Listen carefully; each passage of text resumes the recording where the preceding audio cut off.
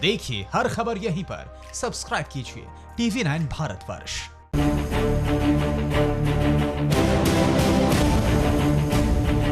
शुरू करते हैं देश का ये कोरोना बुलेटिन। हर खबर 100 सेकंड में आपको दिखाएंगे। लंबे अंतराल के बाद यात्री अब हवाई यात्रा कर सकेंगे, क्योंकि लॉकडाउन के बीच आज से देश में घरेलू विमान सेवाएं शुरू हो चुकी हैं। लेकिन इन सब के बीच यात्रियों को केंद्र और राज्य की गाइडलाइंस का भी ध्यान रखना होगा। ये खबर देखिए 100 सेकंड में।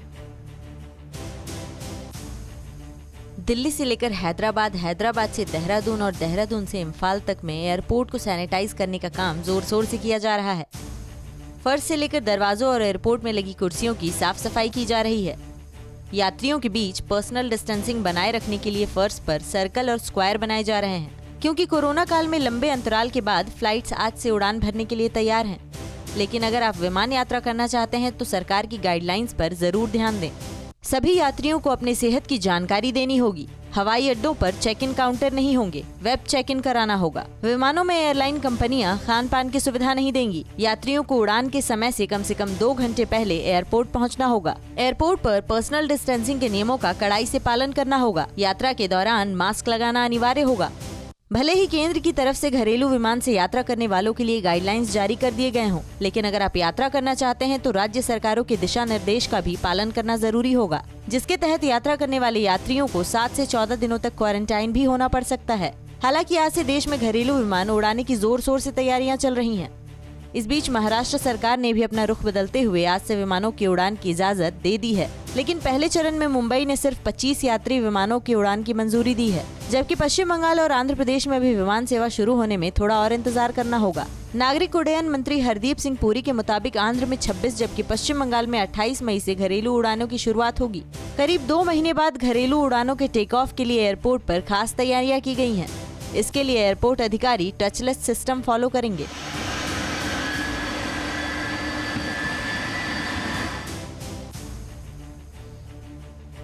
देश में घरेलू विमान सेवा शुरू हो रही है। इसके लिए एयरपोर्ट पर विशेष तैयारियां की गई हैं। हमारे संवाददाता मानव यादव की दिल्ली के IGI एयरपोर्ट से इस रिपोर्ट को देखिए। जैसे जैसे देश में कोरोना का प्रकोप बढ़ा, उसके बाद से घरेलू और अंतर्राष्ट्रीय उड़ानें रोक दी गई थी और अब करीब 2 महीने के बाद फिर से घरेलू उड़ानें हैं वो शुरू की जा रही हैं। और आज से पहली उड़ान है वो अंतर्राष्ट्रीय हवाई अड्डा दिल्ली का इंदिरा गांधी हवाई अड्डे से उड़ान भरेगी।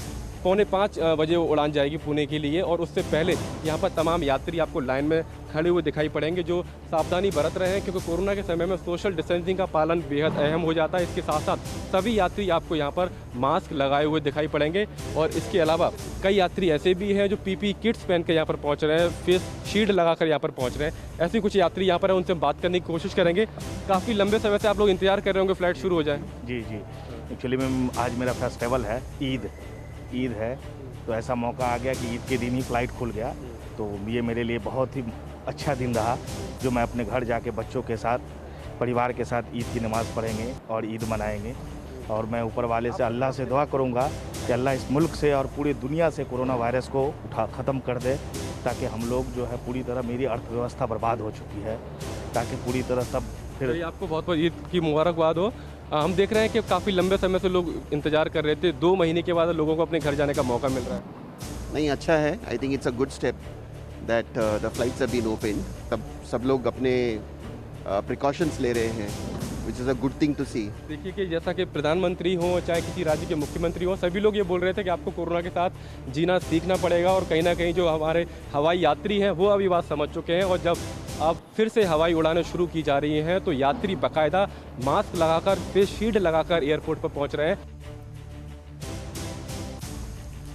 अक्सर विवादों से घिरी रहने वाली केंद्रीय राज्य मंत्री रेणुका सिंह एक बार फिर सोशल मीडिया पर वायरल हो रही हैं। इस बार रेणुका सिंह अपने धमकी भरे अंदाज की वजह से चर्चा में है। 100 सेकंड में देखिए रेणुका सिंह के धमकी भरे अंदाज पर पूरी रिपोर्ट। भगवाधारी भाजपा के कार्यकर्ताओं को कमजोर मत समझ रहा आप। जनपद में बैठ के और आप भी तहसील में बैठ के ना जो भेदभाव कर रहे हैं ना भाजपा के कार्यकर्ताओं के साथ, भूल जाइए। अंधेरी कोठरी में ले जाके ना मैं बेल्ट खोल के ठोकना जानती हूँ बहुत अच्छे से। ये है छत्तीसगढ़ के सरगुजा से बीजेपी सांसद, केंद्र सरकार में जनजाति विकास राज्य मंत्री हैं। अपने विवादित बयानों के चलते अक्सर चर्चा में रहती हैं और इस बार भी चर्चा का विषय वो अपनी बयान की वजह से बनी है। मामला छत्तीसगढ़ के बलरामपुर जिले का है। दरअसल पूरा मामला बीजेपी कार्यकर्ता विकास गुप्ता से जुड़ा है। बताया जा रहा है कि विकास गुप्ता जिले के क्वारंटीन सेंटर का वीडियो बनाकर वहां की कमियों को उजागर करने की कोशिश कर रहा था, लेकिन वो ऐसा कर पाता उससे पहले ही विकास गुप्ता को ब्लॉक स्तर के 2 अधिकारियों ने पकड़ लिया और उसकी जमकर धुनाई कर दी। ये है बलरामपुर जिला। इस बलरामपुर जिले का ये क्वारंटाइन स्थल है। ये बालक छात्रावास बलरामपुर है। यहाँ पे हम सभी लोगों को जो बाहर से फंसे हुए लोग थे, जिन्हें लाकर यहाँ क्वारंटाइन किया जा रहा है, और हम चलिए इसके अंदर का क्या क्या व्यवस्था दिया जा रहा है और क्या क्या बोला जा रहा है और वादा किया जा रहा है और हमें क्या प्रोवाइड किया जा रहा है, उसके बारे में हम आपको दिखाते हैं अंदर में। विकास गुप्ता के शरीर पर चोट और जख्मों के निशान अब भी देखे जा सकते हैं। जिस बेरहमी से विकास की पिटाई की गई, वो जख्म 8 दिन बीत जाने के बाद भी नहीं भर सके हैं। वहीं केंद्रीय राज्य मंत्री का आरोप है कि क्वारंटीन सेंटर में लोगों के साथ बदसलूकी की जा रही है। उन्हें समय पर खाना नहीं दिया जा रहा है, मदद की बजाय लोगों को धमकाया जा रहा है। लेकिन जिस लहजे में रेणुका सिंह अधिकारियों के साथ पेश आई है, अब उनका वीडियो भी सोशल मीडिया पर खूब वायरल हो रहा है। उधर महाराष्ट्र में साधु संतों पर हमले जारी है। नांदेड़ में एक साधु और उनके सेवादार की हत्या कर दी गई। इस मामले में एक आरोपी तेलंगाना से पकड़ा गया है, लेकिन पूरा मामला सियासी हो गया है। पहले पालघर और अब नांदेड़। महाराष्ट्र में कोरोना काल में साधुओं पर संकट बढ़ता ही जा रहा है। पालघर में भीड़ की हिंसा में 2 साधुओं की हत्या के बाद अब नांदेड़ जिले में भी एक साधु की बेरहमी से हत्या कर दी गई। साधु का नाम सदगुरु शिव आचार्य बताया जा रहा है। वारदात नांदेड़ जिले की उमरी इलाके में नागठाना गांव में हुई। बताया जा रहा है कि हत्यारों ने साधु के एक साथी की भी हत्या कर दी, जिसका शव भी घटनास्थल के पास ही मिला है। महाराष्ट्र में गत 1 महीने के अंतराल में ये दूसरी बार साधुओं की हत्या हो चुकी है। पहली हत्या को सरकार ने अफवाह कह के करार दे दिया।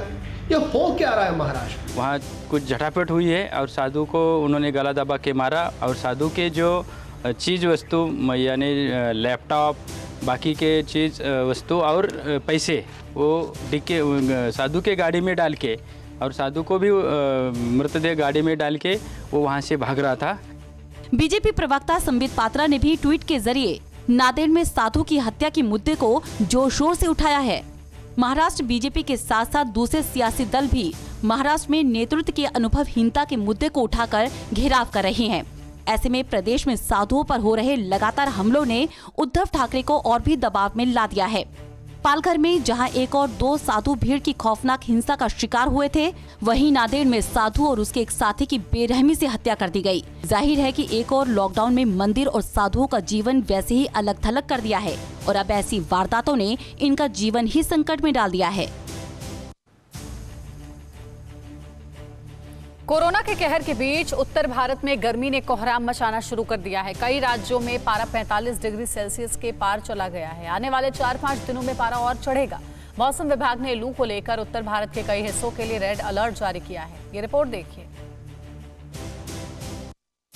दिल्ली एनसीआर समेत पूरे उत्तर भारत देश के ज्यादातर हिस्सों में गर्मी ने जबरदस्त कहर बरपाना शुरू कर दिया है और फिलहाल इस गर्मी से राहत की कोई उम्मीद नहीं है। मौसम वैज्ञानिकों का मानना है कि अगले 4-5 दिनों तक ऐसी ही झुलसती गर्मी पड़ सकती है। मौसम विभाग ने दिल्ली, पंजाब, हरियाणा, चंडीगढ़ और राजस्थान के लिए अगले 2 दिनों के लिए रेड अलर्ट जारी किया है। दिल्ली एनसीआर में हीट वेव की कंडीशन रियलाइज की गई है और इसकी मुख्य वजह जो है हमारे पास जो उत्तरी पश्चिमी हवाएं हैं जो कि राजस्थान से चल करके दिल्ली एनसीआर तक पहुंच रही हैं। साथ ही साथ देखेंगे कि इन दिनों आसमान हमारे पास खुला हुआ है और सूर्य की रोशनी, सूर्य की जो एनर्जी है पूरी धरती पर मिल रही है। इसके चलते ये तापमान में सिग्निफिकेंट अमाउंट में वृद्धि हुई है। इस वक्त हम नई दिल्ली के मौसम विभाग के दफ्तर के बाहर खड़े हैं और प्रचंड धूप है।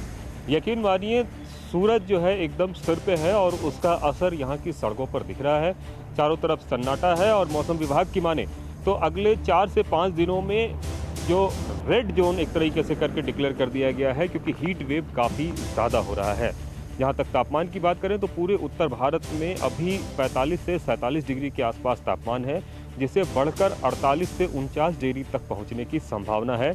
आपको बता दें कि शनिवार को दिल्ली में 46 डिग्री के तापमान के साथ गर्मी ने नया रिकॉर्ड बना दिया है। 28 मई तक इसमें राहत के आसार नहीं हैं। 29 और 30 मई को दिल्ली एनसीआर में तेज आंधी के साथ बारिश का अनुमान है। उत्तर प्रदेश और राजस्थान के कई शहरों में पारा 44 डिग्री को पार कर गया है। पूर्वी उत्तर प्रदेश के लिए लू के संबंध में ऑरेंज चेतावनी भी जारी की गई है। अगले 2-3 दिनों में कुछ हिस्सों का तापमान 47 डिग्री सेल्सियस तक पहुँच सकता है।